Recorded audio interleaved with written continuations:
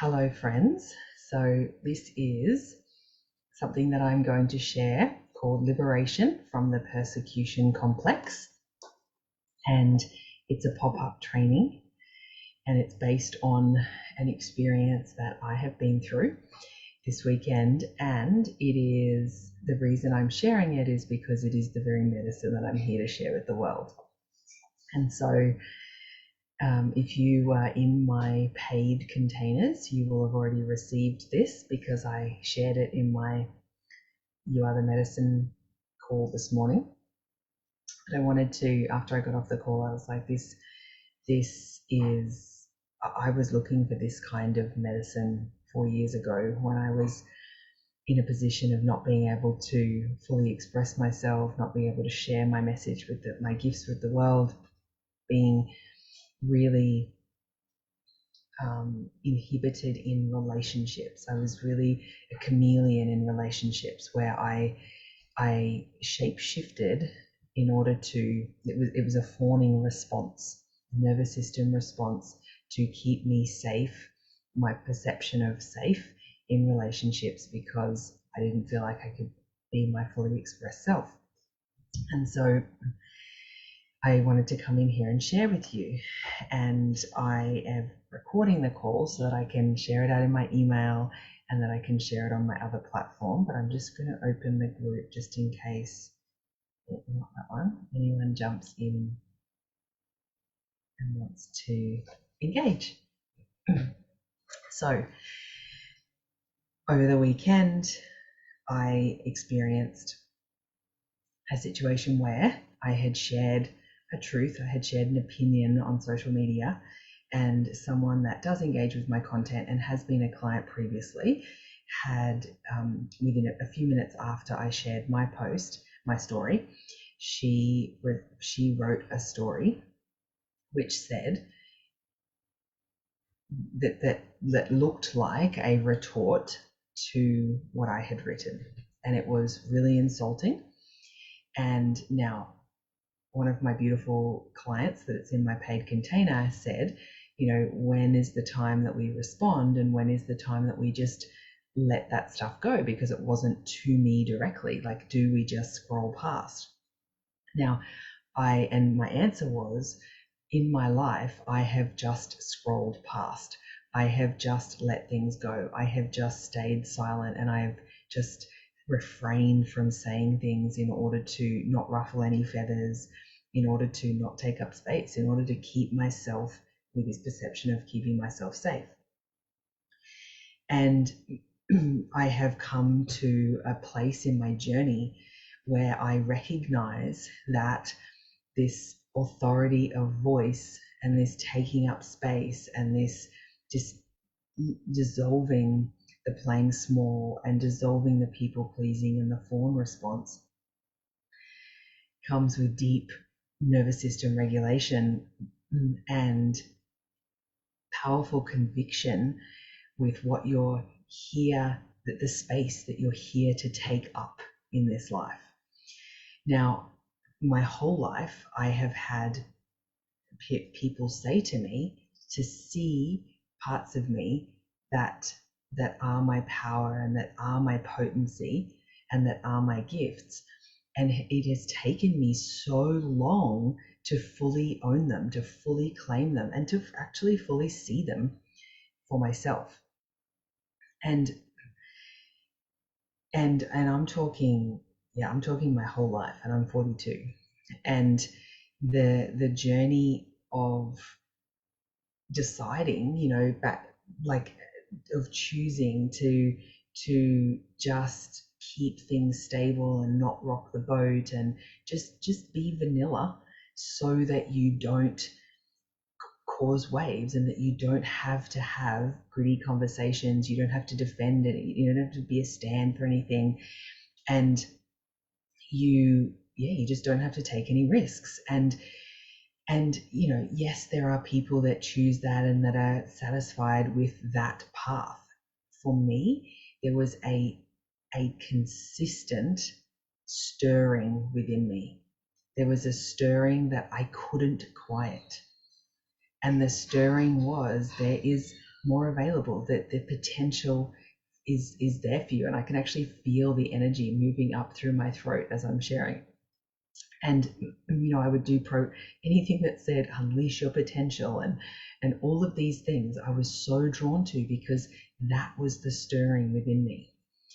And every time I would take a risk and lean into things where I would embrace more of my power, or share more of my truth, or be more of my authentic self, I was met with the challenges of that, where I was in I had relationships in my world that were quite dysfunctional, that it served them to have me in a position of over functioning, of staying small, of fawning. And it was they were toxic relationships. And every time I started to step up and I started to take a leap and be more of my authentic self and shine more of my light, they would be like, you go back down to where you were, because that served the toxicity of the relationship to stay as it was. Now I'm talking family relationships, I'm talking friendships, I'm talking across the board. And that was a symptom of, childhood conditioning and beliefs about myself, and some generational stuff, and some soul work that I had to do, that I had agreed as part of my soul contract. And so there was this challenge that I faced, that I got to a place where the stirring was too much, and I got to a place where I created like a circle and a vortex in my life where I could that I felt safe, that I had this perception of safety, that I could be my authentic self. And I did that, in my marriage, and in some of my closest friendships, and in small programs that I created to share my gifts with the world, to share my medicine. And still there was this stirring and this stirring and this stirring, but I was too, the fear of persecution was just too intense for me to, and I can feel the energy moving, making me burp. The fear was just too intense. The fear of persecution was so intense that it just kept me taking these really, really tiny steps, and then might go a few steps forward and then a step back, because of how intense it was. And but in all of that, I have continued to stay on track. I've continued to keep moving forward, and keep getting up, and staying devoted to it. I was totally committed to keep going. I wasn't going to give up. I knew the stirring was there to show me something. And so, over the past 12 months, I have been working deeply with an incredible mentor who has supported me to actually embody all of the pieces, all of the wisdom, all of everything that I've ever done, all of the healing, all of the gifts, all from my Oversoul network. In this embodiment work that I've been doing over the past 12 months, what has opened up for me is that I now have access to my entire Oversoul, the Oversoul network that has been like a channel or a funnel of the gifts and wisdom from the other lifetimes and experiences that I've had, and my ancestors and my soul team. And so all of that has opened up because I've done this work to support myself, to heal the body memory, the trauma, the traumatic memories of the fears that were showing up every time I went to do something that was that I perceived as unsafe, which was sharing my most authentic truth, and then being able to hold myself through the ruffling of others' feathers, or someone not liking something, or someone taking great objection, or triggering somebody else, and being able to hold myself through that. And so none of that was possible, because while I had what really landed for me this morning when I was reflecting is that I had done so much evolution, so much work, and ascension and evolution that was quantum work, and it was kind of at a soul level, and it wasn't, or it was slow at fully integrating into the soma, into the body. And the body, the dense part of me, the dense human part of me, was kind of at a bottleneck, and it wasn't fully integrating with grace because I wasn't doing the actual nervous system work, and at that deep level, and really really coming home and creating safety in the body. And so that is what's shifted in my world, and that is what's really shifted in the work the journey that I take people on, is that we actually support you to bring all of that wisdom and all of that healing and all of that ascension, all of that evolution that you've done, that's there from all of your soul's experiences and through your soul family, all in your oversoul network. It's all there and available to you, but we open you up and create the safety in the body so that it can all land in the body, and because that's what we're here to experience. We're having this human experience, and that's how we bring these desires and these manifestations into matter, because that's what we are. We're bringing it through the body into matter. And so in my journey that I'm on, I made a declaration recently, and I've been in prayer about, show me, Mother, Father, God, show me what I'm not seeing. Lift the veil and let me see so that I can take these next steps. And in that declaration, it has been like the most massive 10 days, 3 weeks actually. It's been 3 weeks now that I just thought about the date that I actually made that declaration and said that prayer, and have been saying that prayer, and the unfold, like the things that have been coming up, and the unfolding has been huge. And so in that experience, there's also been the Ring of Fire solar eclipse, which I've been informed by my beautiful mentor that it's about illuminating the shadow parts of us, that deep unconscious patterns and thoughts and beliefs that have been there, that we have been possibly shelving, or maybe not even aware of, and they're being illuminated and they're all coming up. And so all of this has happened for me over the last week, and I have had to have really deep and gritty conversations with people in my life across the board, which has been really fascinating. I was like, wow, it's all in a short succession of time, and this is all related to this Libra solar eclipse, Libra energy with the solar eclipse. And so in that, I had an experience where I decided that I was going to share a truth of mine on social media, and I was going to share it from a place of creating awareness and leaning into the edge of expressing a truth that might bother some people.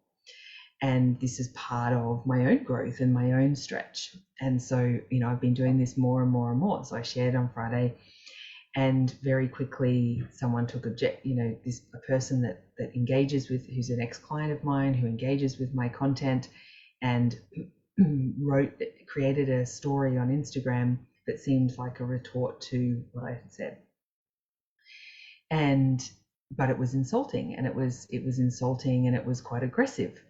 And then I wrote another story which had me respond in a way that, yes, I could have just scrolled past, but it was for me. This was an experience for me.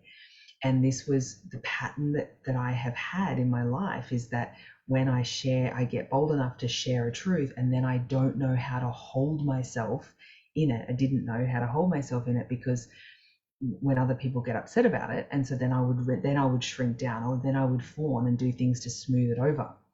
And so this was an invitation. I know it was from Spirit to support me to create a deep transformation in this experience.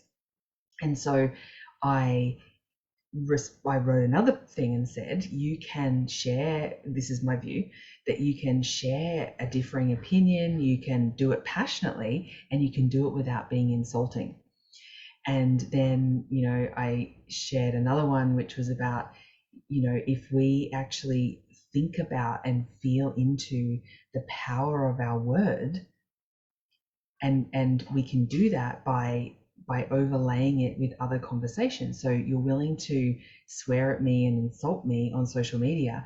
Now I ask you, and this is what I said on social media, would you, when your child is an adult and they grow up and they have an opinion that opposes yours, will you tell them to go F themselves? And and that was a genuine question, because when we start to recognize the potency of our word and the power that it has and the ripple effect that it has, we start to really feel into how we're going to use that.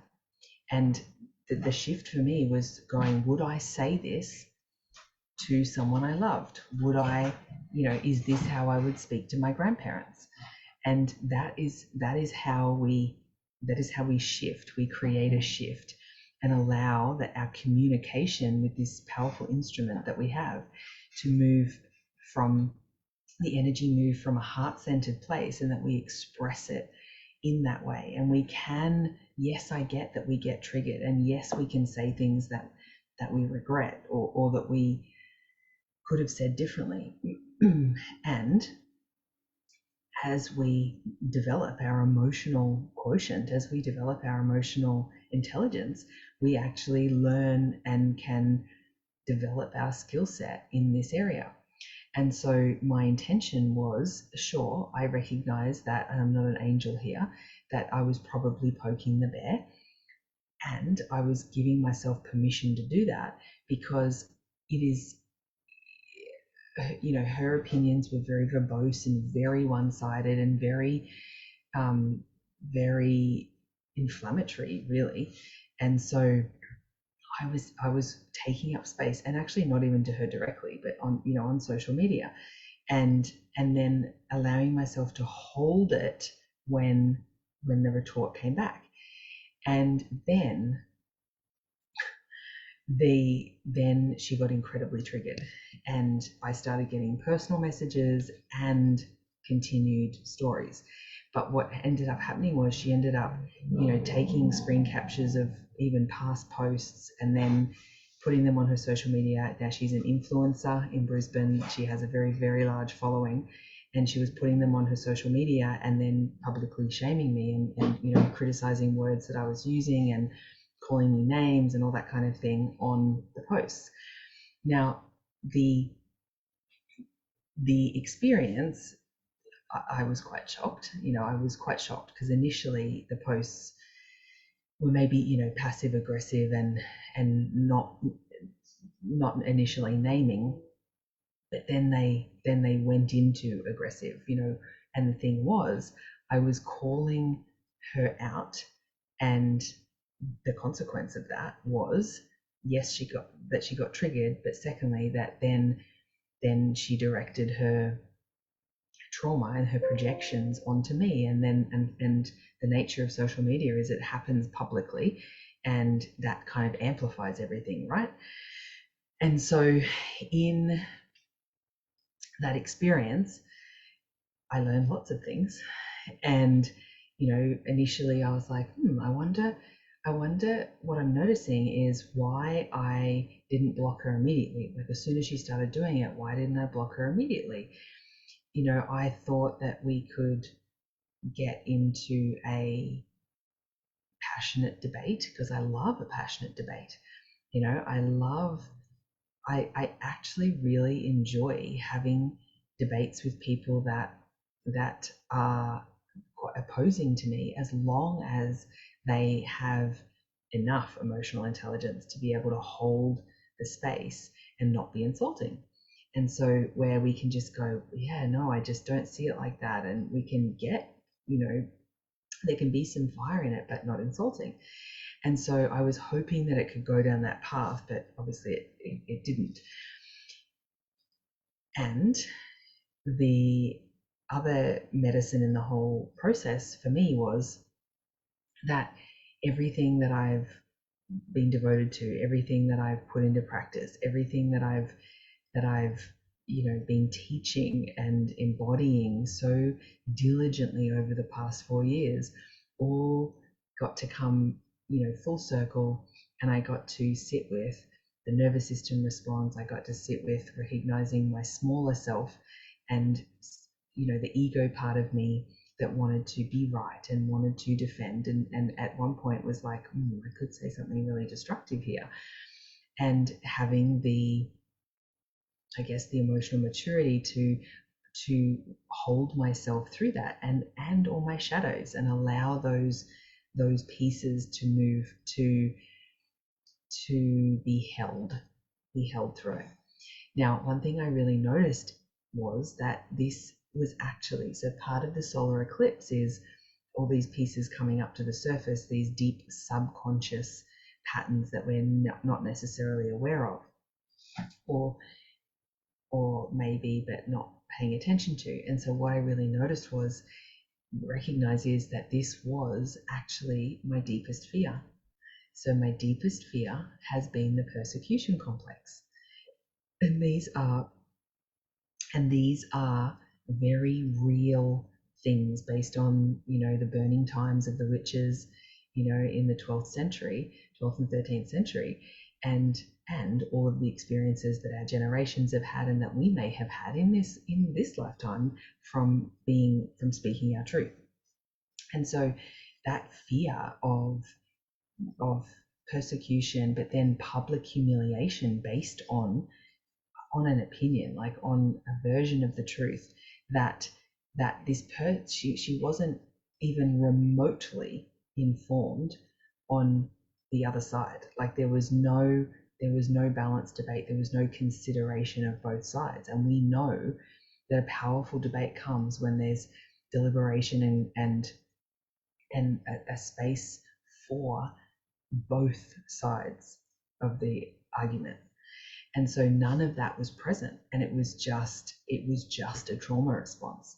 And so what then do we get to do is we're invited to do is to take stock of what it is that's actually happening, recognize the projections, recognize our own feelings and our own triggers. So making sure that we're taking responsibility for our part in everything. And in our leadership, in our feminine leadership, is that we look at it all and go in there, what is there for me? Is there anything there for me to grow and develop myself? Or is this purely, just a trauma response and a projection? And knowing then how to respond to that, whether it's to disengage, whether it's to block, and at that point, there was absolutely no point you can't engage with someone in a trauma response who's unaware and not self-responsible. There actually is there is no way to deal with that. And so, the prefrontal cortex shuts down, our executive function is disabled, and there's actually no point. And so allowing the ego to simmer down and go, it doesn't matter at this point. You've expressed yourself, you've held yourself through that expression.